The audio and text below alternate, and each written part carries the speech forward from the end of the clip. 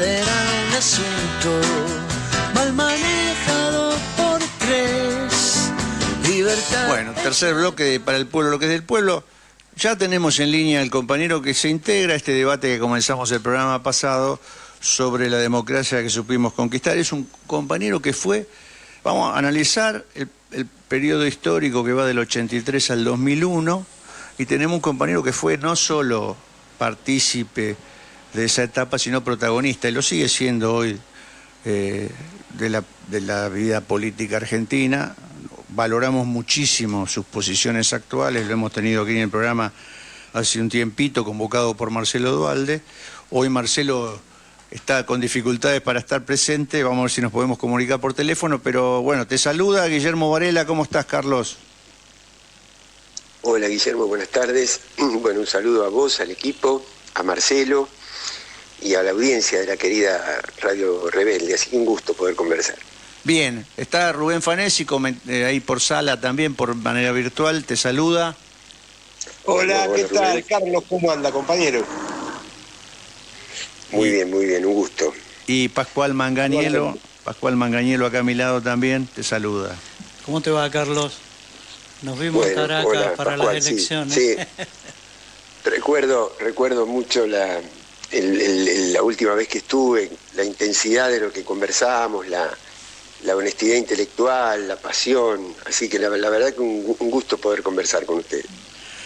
Carlos, para empezar la charla, yo la verdad que en el 83 yo venía de la experiencia peronista, de aquella juventud maravillosa, de la generación diezmada, que decía Néstor, y la verdad que no me entusiasmó el proceso alfonsinista, no me enganché para nada, pero yo comprendí en aquel momento a muchos compañeros que se metían en ese proceso, y porque yo veía la realidad de lo que era el justicialismo, ¿no? Lo que había quedado, lo que ofrecía a la gente, aquella fórmula de Luder y Vittel, aquellos personajes como Herminio, que más allá de todas las disquisiciones que podemos hacer, no se vinculaban con lo que nosotros habíamos perdido en el 76, con aquella juventud que añorábamos, y tampoco nos sentíamos, por lo menos digo desde mi mirada, identificado con el proceso que encabezaba Alfonsín.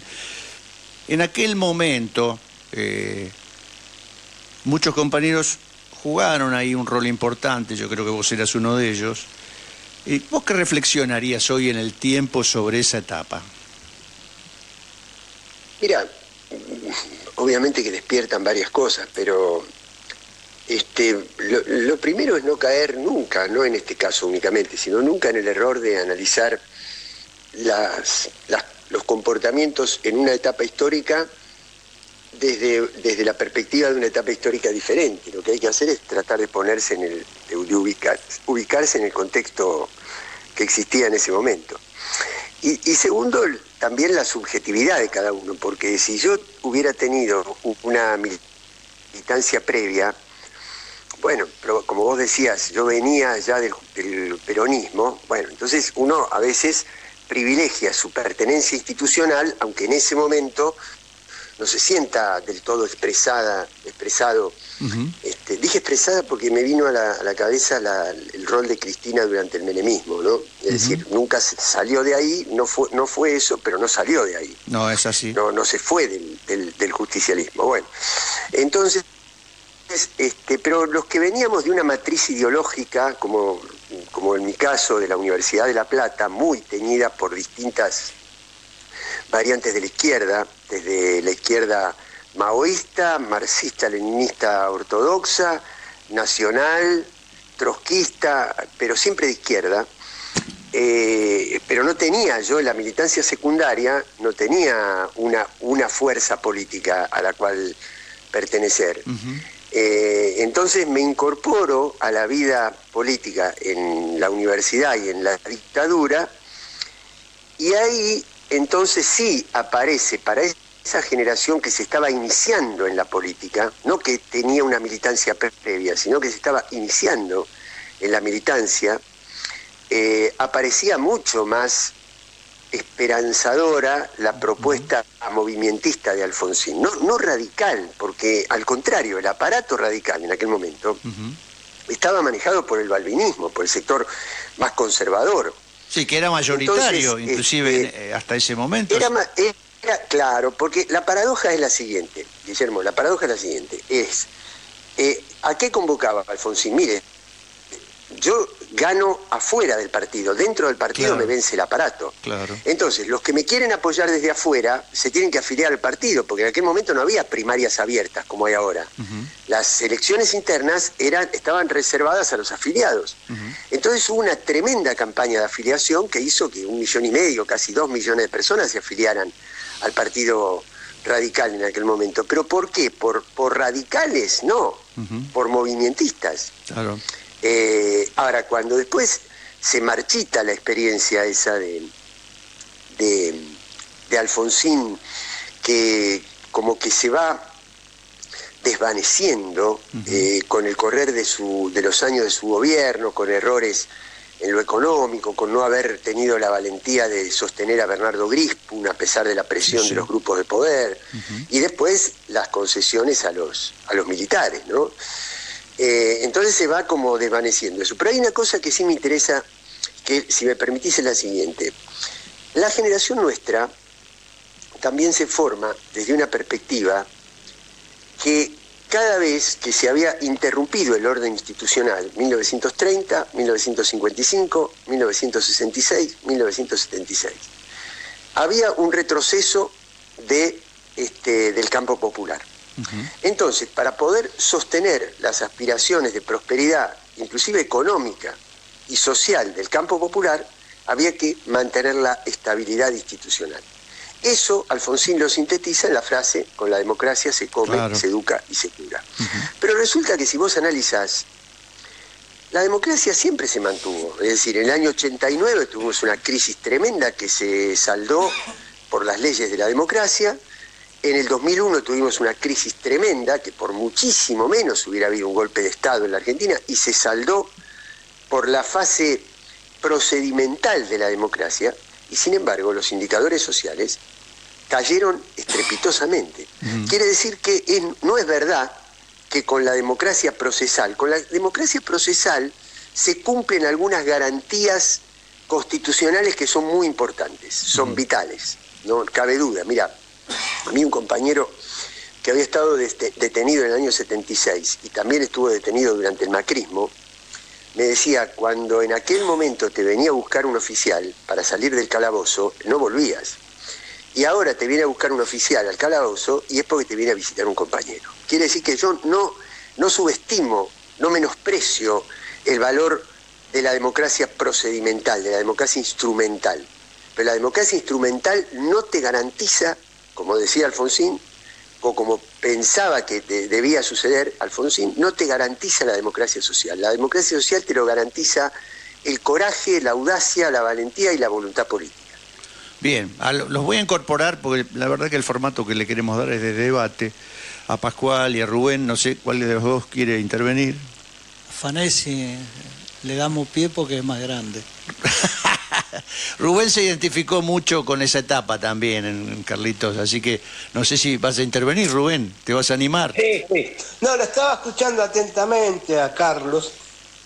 Sí, y hay que ir al momento, ¿no? Hay que ir al momento, y muchos que veníamos del peronismo, que nunca dejamos de ser peronistas, inclusive participando en esa etapa,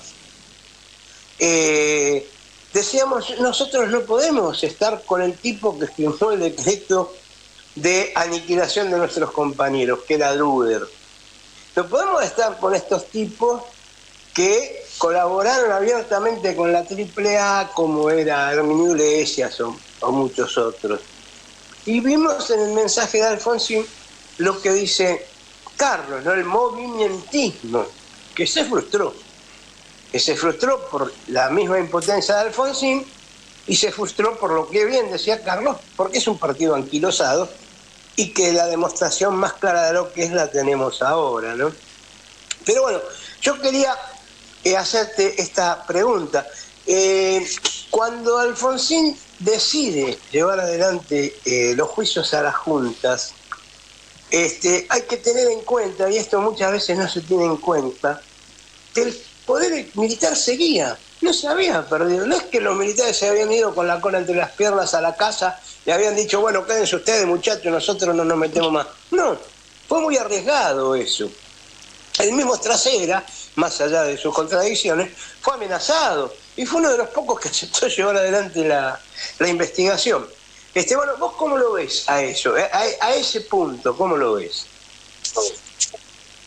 Mira, sí, coincido que fue no solamente arriesgado, digamos, fue el único país prácticamente sin antecedentes en el resto del mundo, ni hablar en las otras dictaduras, en las otras transiciones de la dictadura a la democracia en América Latina. Ningún país hizo lo que hizo Alfonsín en Argentina. Así que desde ese punto de vista, sí, por eso vos imaginate, nosotros veníamos de la experiencia del peronismo en los 70, ¿no? Del gobierno de Isabel, de Ivanišević en la educación y la universidad, de López Rega. O Talagano. Claro, y Alfonsín era abogado, defensor de derechos humanos, fundador de la Asamblea Permanente, y nosotros distribuíamos, me acuerdo que lo traíamos en secreto, digamos, un diario que se llamaba La República, que editaba Hipólito Solari Irigoyen desde el exilio en Francia, y lo distribuíamos en los ámbitos militantes, también en algunos ámbitos sindicales, porque Alfonsín también tenía una estrategia para el sindicalismo, buena o mala, pero había roto el corsé del radicalismo tradicional que estaba divorciado de la vida sindical, ¿no? Y Alfonsín asume eso. Entonces, ¿cómo te podría decir? Toda esa enjundia, todo ese carácter que le imprimía Alfonsín y que después lo plasma en ese decreto de juicio a las juntas, era mucho más convocante para nosotros. Por eso la frustración después con las leyes de impunidad, cuando él promete no negociar y termina negociando. Pero además, el contexto, como vos decís, era el siguiente. Yo lo recuerdo porque a mí me tocó en aquella época dialogar con él. Obviamente yo era muy joven y mucho menos experimentado que él, desde luego, que era nada menos que el presidente. Pero, ¿qué le decíamos nosotros? Mire, doctor, acá hay un contexto que es tremendo, porque hay crisis económica, porque estamos viviendo la herencia de las políticas de extranjerización, de destrucción del aparato productivo y de financiarización de la dictadura. Tenemos muy mala imagen internacional por la cuestión de los derechos humanos y por la guerra que habíamos perdido. Tenemos dictaduras en el resto de la región, crisis de deuda externa. Por lo tanto, había un poder militar muy, muy fuerte. El único capital que tiene usted, el único, es el pueblo. El único. Usted no tiene otro lugar donde agarrarse. No es como ahora que vos tenés a Lula, a Petro, qué sé yo, el Frente Amplio en Uruguay. No existía todo eso. Entonces, el único es el pueblo, que es lo que le permitió a usted ganar las elecciones. Cuando él desafió un paro de la UTA, me acuerdo, uno de los últimos actos de campaña, en septiembre, en Ferrocarril Oeste, la UTA declara un paro de transporte para que la gente no pueda ir a la cancha de ferro, y la gente iba igual, porque nosotros subíamos a la gente que nos hacía dedo, los que eran dueños de colectivo los manejaban igual, es decir, era una cosa de fiesta donde lo popular había saltado las amenazas de la superestructura institucional. Bueno, esa era lo que él tendría que haber mantenido durante su gobierno, y lamentablemente no lo mantuvo, y eso fue parte del proceso de deterioro que vino después, ¿no? Ahí Pascual se suma, Carlitos. Sí, yo los recuerdo del 83 y el proceso de llegada a la democracia en la Argentina. Indudablemente el tema económico y social Es decir, la crisis golpeó muy, pero muy fuerte. A eso hay que sumarle que veníamos con periodos dictatoriales donde había primaveras democráticas que duraban muy poco. Entonces había sectores, en el que estaba incluido yo, que creíamos que iba a durar muy poco la democracia en la Argentina, que rápidamente los militares, el partido militar, los sectores eclesiásticos más reaccionarios, las corporaciones económicas, iban a producir un golpe de Estado y había que estar preparado para eso. Hubo algunas situaciones, bueno, las leyes de punto final y obediencia debida fueron realmente un elemento catalizador también de la voluntad de militantes populares que veían que con el proceso de juicio a las dictaduras se había avanzado un montón y bueno, y después la casa está en orden, que fue lo que provocó en todo caso la frutilla del postre, me parece a mí, de la crisis política y obviamente la hiperinflación, los sectores económicos y monopólicos en la Argentina que golpeaban muy fuerte. Yo fui preso político justamente del punto final y teníamos a los compañeros del Plan Austral que habían activado justamente uno de los paros generales de la CGT. Estábamos en Villa Devoto y a eso hay que sumarle que todavía quedaban presos políticos de la última dictadura militar, es decir, todavía no estaban resueltas una cantidad de cosas y bueno, todo eso producía también confrontación y disputas de ideas, sumado a esto a lo que decías vos, Carlos, que la estructura de la Unión Cívica Radical estaba en manos de los sectores más reaccionarios, que hoy podríamos catalogarlos como la UCR actual, disculpame, ¿no?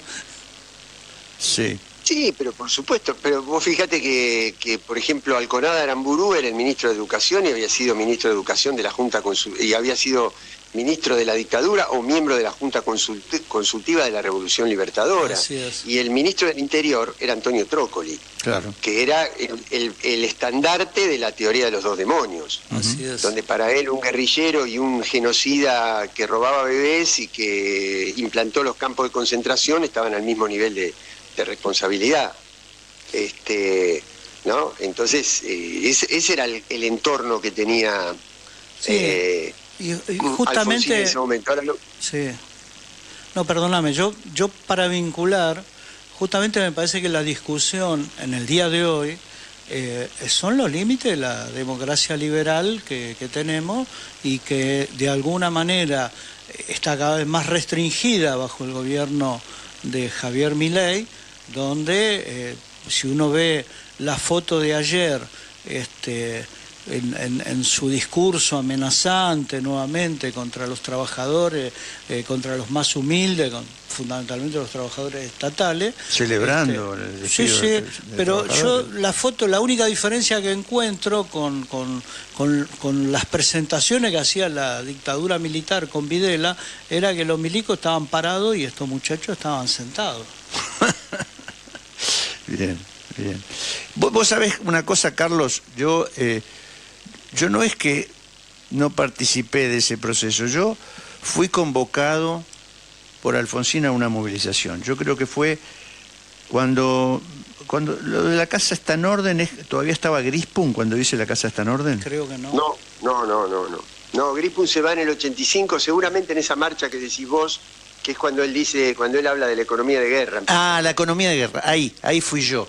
Ahí fuimos muchos peronistas, te digo, muchos Sí, compañeros, porque lo que decís vos, la gestión de Grispun entusiasmaba de alguna manera, era como un economista que se identificaba con lo que había quedado en los 70, de alguna manera con Helbar también lo identificábamos, tenía alguna de esas ideas y y la amenaza de los milicos nos hacía también acudir ahí. Pero a mí me gustaría avanzar un poquito, si les parece, compañero.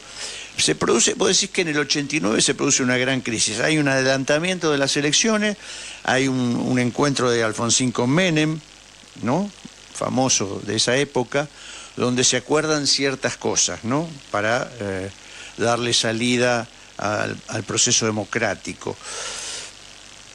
¿Qué análisis tenés vos de esa etapa, del 89? Bueno, ahí ya había todo un proceso inclusive internacional, ¿no? Mirá, lo que pasa es que hay que mínimamente plantear la etapa anterior. En general, las salidas a las dictaduras en los 80 en América Latina son de corte socialdemócrata. Uh-huh. Es decir, el pueblo estaba desesperado por salir de la dictadura, por eso los procesos masivos de afiliación, el prestigio que tenía la política en aquel momento, las movilizaciones, había fe en la política. Uh-huh. Y en las respuestas estatales, es decir, el pueblo se organizaba y se movilizaba para reclamar al nuevo Estado democrático respuestas. No, y perdóname, te interrumpo un poquito. Quiero agregar algo importante. Cuando se producen las sucesivas azonadas militares, porque hubo varias, tuvo la de Rico, la de Seineldín, hubo varias azonadas militares, yo recuerdo que masivamente los compañeros, sean radicales, pero íbamos a los alambrados de los cuarteles a hablar con los milicos, nos íbamos a los cuarteles, ¿me entendés? O sea, se había perdido un miedo ahí, ¿no? Sí, donde asesinan en Villa Martelli a Rogelio Rodríguez, uh-huh, con un disparo de FAL de los cara pintada. Y también en Palermo asesinan al hijo de Florencio Escardó y Eva Giberti, ¿no? Así es. Invernici, creo que se llamaba. No, pero no. ¿No era en esa etapa? No, Invernici terminó asilado en Nicaragua, no falleció. Pero creo que uno muere ahí, no me acuerdo exactamente, pero un episodio en Palermo, que es en la zona de Seineldín es eso, me parece. Invernici creo que está vivo todavía. Claro, está en Nicaragua. Invernici vive. Pero además fue del Comando de Sanidad en la época de la dictadura. Hubo un tanque que chocó a un colectivo, un tanque de la gente de Seineldín que chocó a un colectivo, y provocó más de una víctima fatal y varios heridos. Uh-huh. Se debe referir a ese episodio. Sí, no me acordaba. Sí. Pero bueno, eso refleja un poco también que también había un clima de enfrentar la dictadura, ¿no? O los residuos de la dictadura. Defensa de la democracia, la convocatoria era defensa de la democracia. Pero te interrumpí, Carlos, seguí, por favor. No, bueno, pero es que justamente ese espíritu de gesta que tenía el pueblo argentino, más allá de las pertenencias partidarias, era lo que había que aprovechar, porque era el único recurso que teníamos. Uh-huh. Y es puesto en valor ese recurso pueblo, que hoy es extremadamente más difícil de convocar, de homogeneizar.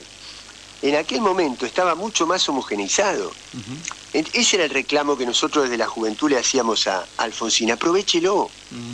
En lugar de negociar con la superestructura, vaya con el pueblo. Uh-huh. Pero no convocar al pueblo y dejarlo en la plaza y después ir a un pequeño cuarto y ahí con Jaunarena y Rico acordar los términos de la ley de obediencia debida. No era eso. Uh-huh. ¿Por qué? Porque cuando el poder se da cuenta que con la presión a uno lo saca del eje, después ya no se vuelve más de ahí.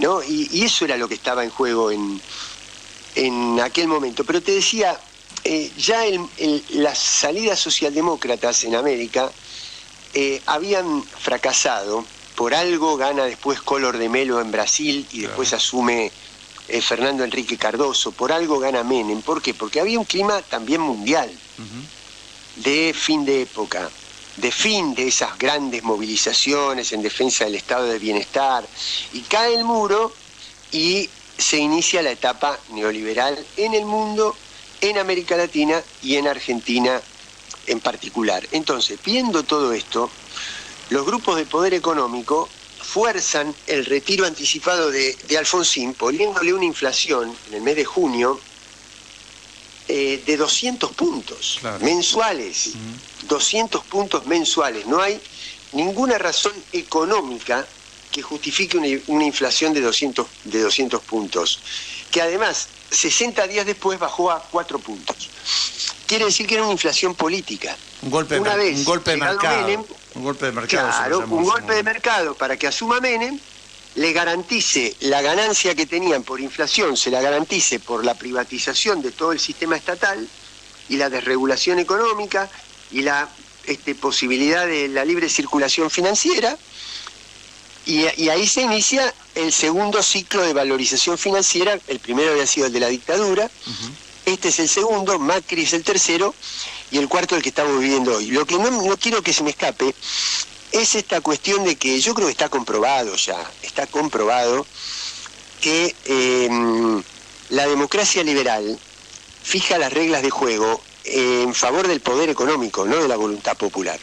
Si a esta democracia liberal no le agregamos institutos de participación directa, de protagonismo directo y de reforma profunda de los resortes de poder estratégico, no tenemos destino. No, votar no implica nada en Argentina.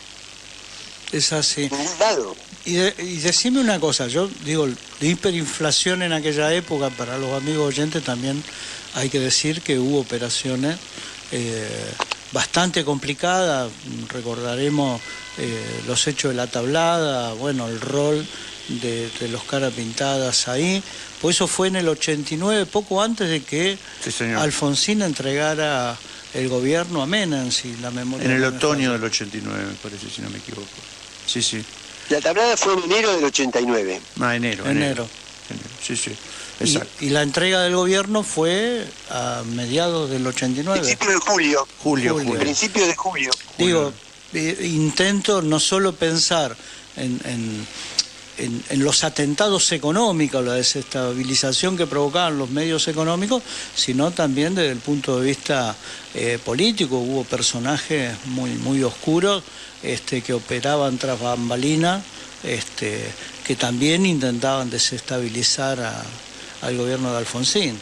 Y digamos, Carlos, yendo un poco a la mirada geopolítica en la que vos también sos muy conocedor y estudioso, ahí se empieza a hablar ya del consenso de Washington, ¿no? Ese acuerdo entre básicamente El consenso de Washington fue en el año...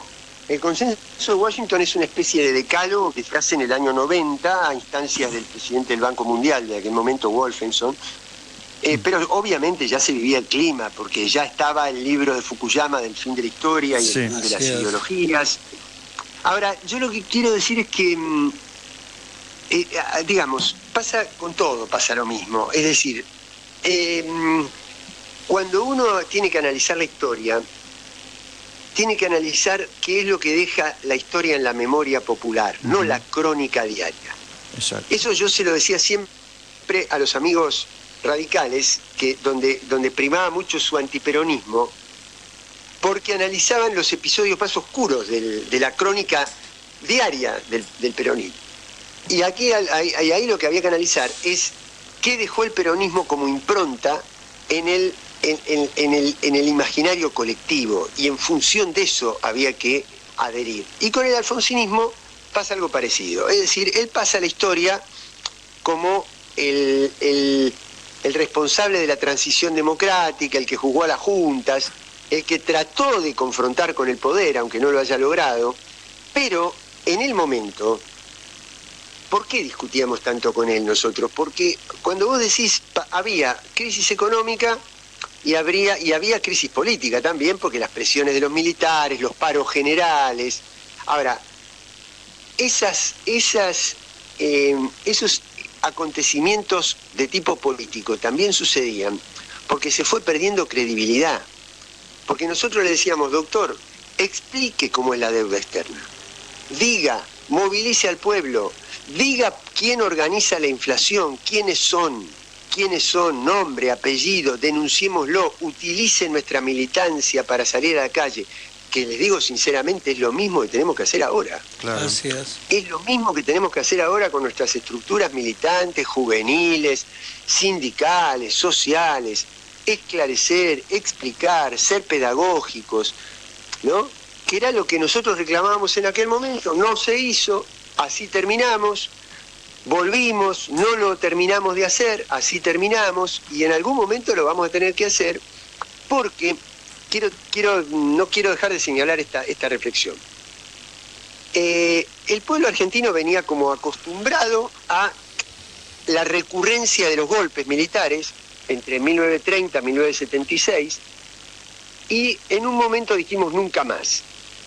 Después, muy inteligentemente, acuñamos el concepto de dictadura cívico-militar, no únicamente militar, ¿no?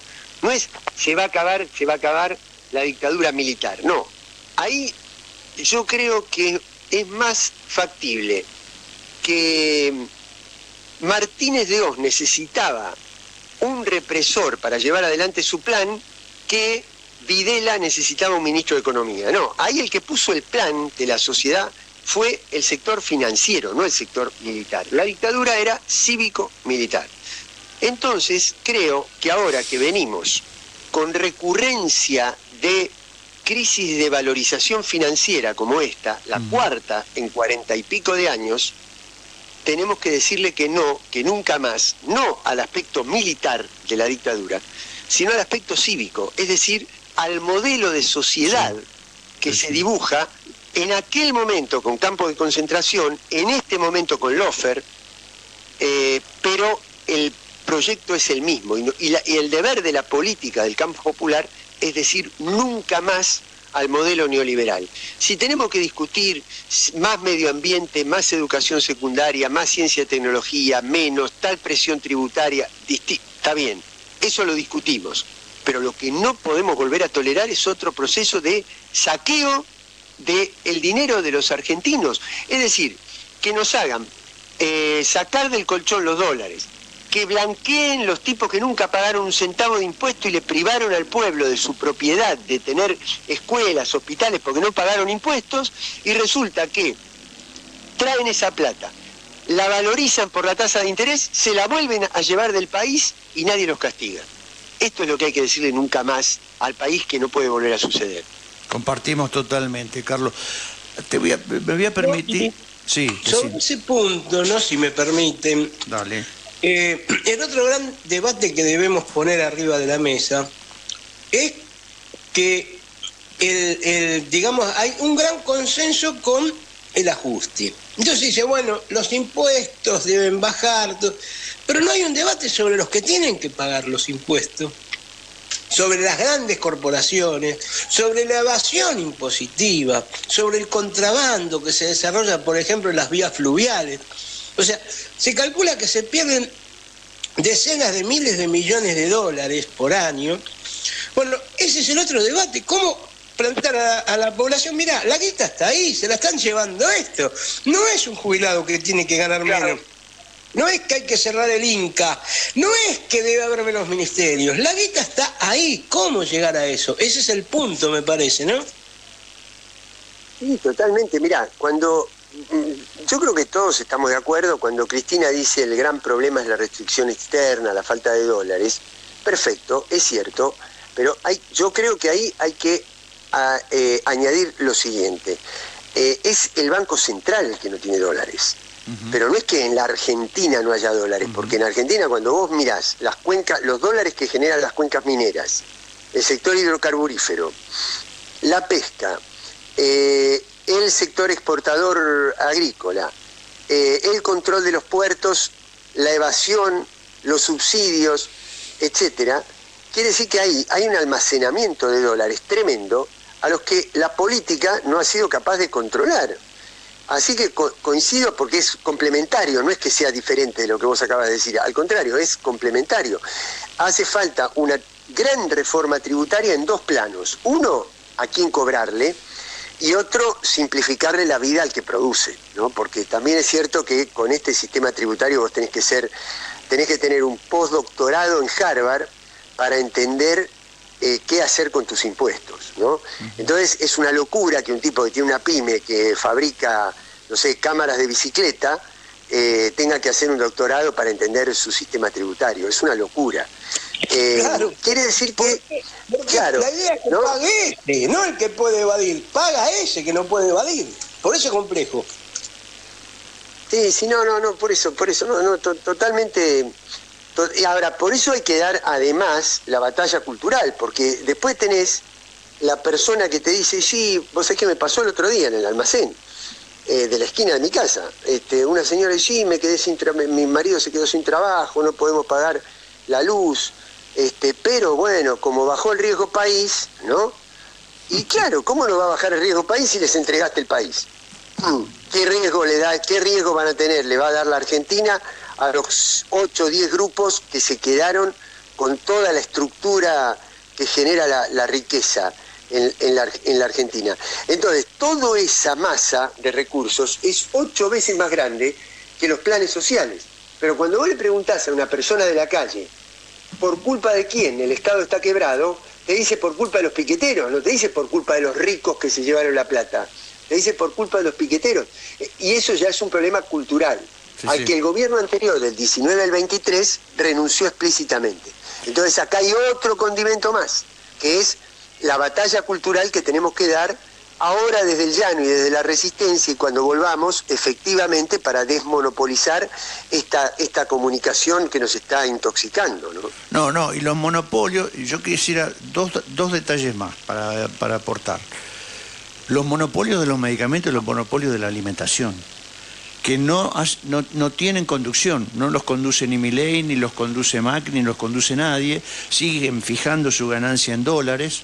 Lo que pasa que ahora, como el dólar está planchado, por ahí se aquietan un poco, pero igual siguen aumentando en dólares. Son incontrolables. De los medicamentos ni hablemos, se llevaron puesto a Ilia en la década del 60, y la concentración de la alimentación, hay que decir, que fue permitida durante mucho lapso, y también durante el gobierno de Néstor y Cristina. Ahí hubo concentración que se produjo, se reforzó, se acentuó en esos años también. Y otra cosa que nunca podemos revertir, y que creo que no lo mencionamos, es el esquema bancario. Nunca derogamos la ley de entidades financieras que puso la dictadura. Los bancos también tienen una ganancia ilimitada, son dueños y señores, si bien se los puede controlar con un banco central que tire para nuestro lado, al fin y al cabo siempre terminan siendo, como dice el viejo refrán, de enero a enero, ¿no? La guita sigue siendo de ellos. Entonces, son varios los rubros, los campos en los que tenemos que producir acuerdos y transformaciones, me parece, ¿no? Para incorporarlo un poco al debate. Yo creo que en esta entrevista se plantearon los grandes ejes. Vos fíjate que no hubo pase de facturas personales, sino más bien de contenido, asignaturas pendientes, constructivo lo que estamos planteando. Pero se plantearon las bases de lo que tiene que ser un programa de gobierno. Exactamente. ¿No? Así que yo creo que va por ahí, y que tenemos que seguir haciendo lo que estamos haciendo, recorriendo el país, las provincias, las ciudades, ustedes con una herramienta como esta del programa, en un medio alternativo, y ir acompañando, ir recuperando credibilidad en nuestro pueblo, porque nosotros sabemos perfectamente cómo termina esto, Sí. cómo termina esta primaverita de la macroeconomía arreglada, mentira, ¿no? Sabemos perfectamente. Así que nos va a tocar volver. Y hay que estar preparados. Para volver tenemos que hacer estas cosas, porque si volvemos a no hacer estas cosas, es como firmar por anticipado nuestro nuevo certificado de defunción y de defunción política y frustración social, ¿no? Y hay algo que está metido en la discusión. Llegamos al 89, al 90, yo me quiero ir al 95 y al 94, donde se reforma la Constitución, en el 95, donde es el famoso Pacto de Olivos, y esas concesiones que se hacen. Bueno, ese proceso político también hay que revertirlo. Nosotros tenemos que ponerlo a discutir una constitución nueva. Me parece que es fundamental eso. Me parece que lo han hecho muchos países en la región, de distintos signos políticos. Me parece que tenemos que revisar muchas de las cosas que quedaron selladas a fuego durante esa etapa del menemismo, y que de alguna manera ese 2001 que mencionaba vos, Carlos, es un producto de lo producido durante esos años, ¿no? Y el mismo Néstor reconocía que él había tenido la posibilidad de hacer lo que hizo por esa poblada del 2001, ¿no? No, por supuesto. Bueno, pero vos fijate que toda esa década, los 11 años de convertibilidad, son años sin inflación. Exacto. Y sin embargo, el no tener inflación, que yo estoy de acuerdo con no tener inflación, pero te quiero decir, el no tener inflación no te garantiza ni crecimiento, ni desarrollo, ni ahorro, ni inversión, ni justicia social, ni nada. No había inversión y se la llevaban en pala porque había una tremenda liquidez internacional que permitía créditos y endeudamiento en dólares, y el país los tenía, y además porque teníamos todos los dólares que habían ingresado por la venta de empresas, ¿no? Cuando vos te das cuenta de que se vendió aerolíneas, YPF, ferrocarriles, teléfonos, energía, carbón, ¿no? Entonces vos decís, claro, ¿cómo no va a haber dólares? Ahora, esos dólares, en lugar de fomentar ningún tipo de desarrollo, lo que hizo fue fomentar el endeudamiento espurio, la fuga de capitales, y terminó en la crisis del 2001. Y usted está hablando de Javier Milei casi. Sí, seguramente. Por supuesto. Aparte, peor todavía. O sea, ahora va a ser peor porque va a ser más corto el ciclo. Así es. Porque antes había dinero. En este momento el mundo no tiene la liquidez financiera internacional que había en aquel momento, que terminaba de caer el muro de Berlín. Estados Unidos se erigía como el gran hegemón a nivel mundial y había comprado, había adquirido y se había apropiado de todo el sistema económico soviético. Quiere decir que el mundo estaba en una expansión del capitalismo financiero extraordinaria. Pero ahora, cada una de las economías se va cerrando, salvo la economía china, el resto se va cerrando, y los Estados Unidos no tienen dinero para poner en Argentina como tuvieron para sostener la década menemista. Por eso digo que la crisis que se avecina será hoy, mañana o pasado, pero va a ser tremenda. Sí, hoy con la existencia de los BRIC y la disputa económica a nivel internacional que hace que la hegemonía norteamericana comience a resquebrajarse de manera importante, más allá de algunas circunstancias, nos siguen viendo a América Latina como su patio trasero, aunque la realidad política en los últimos tiempos también marca que los gobiernos neoliberales en la región van retrocediendo, con lo cual esa idea que nos querían imponer de que había una ola imparable de neoliberalismo que arrasaba el mundo, chocó con la realidad. Sí, yo creo que generalmente la derecha no tiene, en este momento, en esta coyuntura histórica, le cuesta mucho establecer planes perdurables de ajuste, de ganancia ilimitada para la corporación. Le está costando mucho en todos lados, no solamente en nuestra región. A mí me da esa impresión, ¿no? Son más cortos esos procesos y nosotros cuando volvemos tenemos que aprovechar a full esas oportunidades, no podemos desperdiciar esas oportunidades. Te hago una consulta, Carlos, ya que te tenemos, vamos a aprovecharte, algo práctico. Hay algunos compañeros, algunos dirigentes de nuestro espacio que sostienen que la destrucción que está provocando el gobierno de Javier Milei nos va a costar entre 20 años y quién sabe si logramos recuperar. ¿Vos coincidís con esa mirada? Mira, yo creo que esas cosas siempre son muy arriesgadas, muy aleatorias, porque dependen de muchos factores. Depende de la intensidad. Yo creo que cuando vos llegás al fondo de una crisis, tenés muy pocas herramientas económicas, pero mucha capacidad de contagiar un espíritu de gesta revolucionaria, ¿no?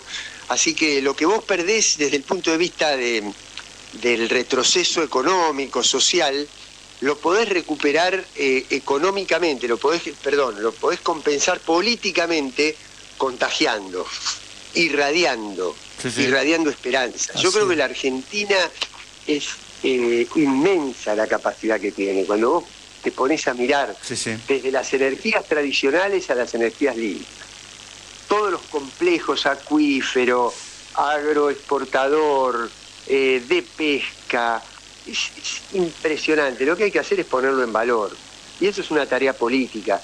Por eso la cantidad de años que te va a llevar depende de tu capacidad para aprovechar y para contagiar ese espíritu de gesta, ¿no? Si lo tenemos con mucha fuerza, con mucha intensidad, esos años se acortan ostensiblemente. Bueno, la democracia económica, que es fundamental, junto a la democracia política.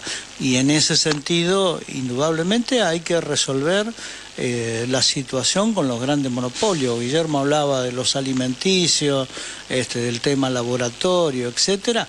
Es un tema, la verdad que si no lo podemos resolver con un gobierno nacional y popular, estamos en serio riesgo. Y una cosa, decir que esos compañeros que opinan de esa manera, que vamos a tardar muchísimos años en salir, bueno, Néstor Kirchner no tardó tanto en sacarnos de ahí. Y por otro lado, también me parece que el bichito, el virus neoliberal también prendió mucho de esos compañeros. El discurso hegemónico económico, este tema, por ejemplo, yo discuto mucho el tema de la restricción monetaria, porque me parece, soy de los que cree que la inflación es multicausal. Por ejemplo, te voy a poner ejemplo. En Brasil, el Banco Central, no sé, tiene 150.000 millones de dólares. Y le cuesta muchísimo a Lula y a los gobiernos anteriores de Lula y de Dilma repartir, distribuir esa riqueza. Le cuesta muchísimo igual. Y tienen plata para controlar y no tienen gran inflación y demás. Y sin embargo, la distribución de la riqueza tiene otros obstáculos que no son solo... No es ni como dice Milei el problema fiscal, ni es la restricción monetaria. Y hay un montón de factores en el medio, la monopolización, la concentración de la riqueza, son un montón de variables que tiene. Por eso no me gusta casarme con... Porque, viste, los economistas no quieren hacer creer que es un dogma la economía. Sí, no, claro. La economía es una praxis, no es un dogma. Eso es ridículo. Y muchos compañeros nuestros a veces caen en ese pensamiento dogmático, ¿no? Pero bueno, también tenemos... Sí, de acuerdo, completamente de acuerdo. Y no tenemos... Completamente de acuerdo. Mirá, el premio Nobel de Economía, no porque yo me enamore de los premios Nobel, pero te quiero decir que desde ese mismo lado, el premio Nobel de este año es un tipo que te plantea la visión social de la economía. Si vos la economía no la adaptás a las características de un pueblo, de un momento, una misma medida económica puede tener un efecto en un contexto y otro efecto completamente distinto en otro. Hay que distinguir entre países centrales y países periféricos, es decir, el nacionalismo de los países centrales es imperialista, claro. El nacionalismo de los países periféricos es defensivo. Claro. Por lo tanto, caer en esos dogmatismos y en esas categorías universales sin darnos cuenta de a qué pueblo, en qué momento y en qué situación nos estamos refiriendo, es una trampa de nuestra colonización intelectual, ¿no? Y además lo que define es la conducción política. Depende de quién conduzca el Estado, es qué es lo que se puede hacer y hasta dónde se puede llegar. Exacto. Y eso es lo que estamos discutiendo en este momento, también hay que decirlo, ¿no? Y hay una frase que tiraste así, Carlos, que hablaste de la épica. Yo creo que está faltando eso. Muchos estamos convencidos que no se puede desarrollar un proyecto nacional, popular, reformista, revolucionario, como lo queramos llamar, carente de épica.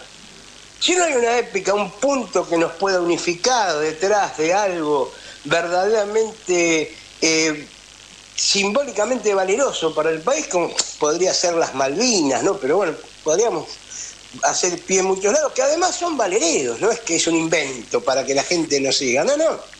Sino verdaderamente, sin épica, yo creo que vamos al fondo del mar. Esto yo creo que estoy convencido de esto, ¿no? Humildemente, desde mi visión. Mira, te digo, si me permitís, te digo esto y después lo voy a tener que dejar porque a las 3 tengo que entrar en un compromiso. Dale. Pero con relación a esto, vos es que yo siempre, no sé si es correcto lo que voy a decir, pero si vos en la vida cotidiana, a los que nos gusta el fútbol, como a Marcelo, por ejemplo, no sé el caso de ustedes, me imagino que sí. Sí, no nos gusta River, pero nos gusta el fútbol. Claro, bueno, tal cual. Bueno, yo soy tripero, así que... hay de todo acá, quédate tranquilo. Hay de todo. No, quiero decir, pero nosotros no pudimos... ¿Por qué no quisimos? Porque si quisiéramos lo lograríamos si nos pusiéramos las pilas, pero no logramos juntar el público local con el público visitante. Pero cuando vos le ponés a la gente un horizonte que lo enamore, ese punto de acumulación épico que vos recién planteabas, con una selección como la de Scaloni en Qatar, ahí se abraza el de River con el de Boca, el de Newell's con el de Rosario. ¿Por qué? Porque lo hiciste salir de la rencilla cotidiana y le pusiste un horizonte colectivo. Y eso es lo que creo que hay que hacer. Si lo podés hacer con una selección de fútbol, ¿cómo no lo vas a poder hacer con un país? Un poco más ¿no? difícil. No, contrario, tiene que ver con eso, con quién conduce, cuáles son las tareas. Yo justo hoy, mira, Carlos, para Vos no lo robarte... estás proponiendo Sí. Scaloni de presidente. No, pero hoy yo hablaba del discurso de algún compañero amigo y lo que yo decía es, me lanza eslogan, digo, y nosotros lo que queremos es como trabajadores, si mentirme aunque sea, vamos a ganar un salario igual que el de los trabajadores alemanes, digo, pero me habla, construyamos el presente para tener futuro, ¿viste? Y yo digo, me va a vender la bandina, qué sé yo, ¿viste? Bueno, Ahí está el problema. De alguna manera, Alfonsín, Néstor Kirchner se basaron en épicas. La épica de la democracia recuperada después de años de dictadura era una épica. Y ahí se basó ese discurso.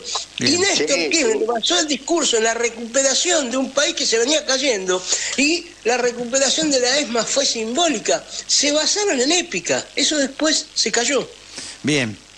Carlito, te liberamos porque sabemos que estás con otro compromiso, pero fueron 50 minutos muy intensos y seguro lo vamos a viralizar y se va a escuchar mucho esta charla que tuvimos. Yo muy agradecido y quiero decir que sí, que coincido con esta última parte. Hay que la política es la capacidad de convocar, de irradiar, está el verbo enamorar, a alguno le gusta más, a alguno le gusta menos, como sea, la épica, pero es así, es decir, mira, inclusive hay estudios hechos desde el liberalismo, pero que chocan con una realidad, que es que en el fondo de todo, lo que la llama sagrada para que uno construya la felicidad, la realización, son los valores, no es el dinero. Son los valores, no es el dinero. Entonces tenemos que volver a una política, obviamente tiene que tener una política económica y tiene que garantizar buenos salarios, pero básicamente tiene que convocar alrededor de una gran idea de país. Bien. Un abrazo fuerte, Raimundi. Un abrazo. Gracias, Carlos Raimundi, en los micrófonos de Radio Rebelde. Compañero.